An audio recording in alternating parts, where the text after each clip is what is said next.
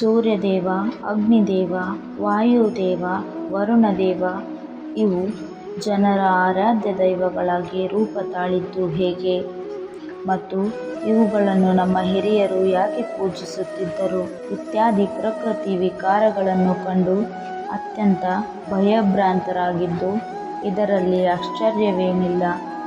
ಆ ಭಯಕ್ಕೆ ಕಾರಣ ಅಜ್ಞಾನ. ಗ್ರಹಣಗಳು ಸಂಭವಿಸುವುದು, ಹಗಲು ರಾತ್ರಿಗಳಾಗುವುದು, ಹುಣ್ಣಿಮೆಯಾಗುವುದು, ಅಮಾವಾಸ್ಯೆ ಪುನರಾವರ್ತಿಸುವುದು, ಸಮುದ್ರದ ಉಬ್ಬರ ಇವೇ ಮೊದಲಾದ ಪ್ರಾಕೃತಿಕ ಘಟನೆಗಳು ಜನರ ಮನಸ್ಸಿನಲ್ಲಿ ಸಾಕಷ್ಟು ಭಯ ಉಂಟು ಮಾಡಿರಲು ಸಾಕು. ಅನಿರೀಕ್ಷಿತವಾಗಿ ಸಂಭವಿಸುತ್ತಿದ್ದ ಕಾಡ್ಗಿಚ್ಚು, ಪ್ರವಾಹ, ಸಿಡಿಲು ಇವುಗಳ ಹಾವಳಿಯಿಂದ ಜನರು ಹುದುಗಿ ಹೋಗುತ್ತಿದ್ದು ಇದರಲ್ಲಿ ಸಂಶಯ ಇರದು. ಈ ಪರ್ಯಾಯವಾಗಿ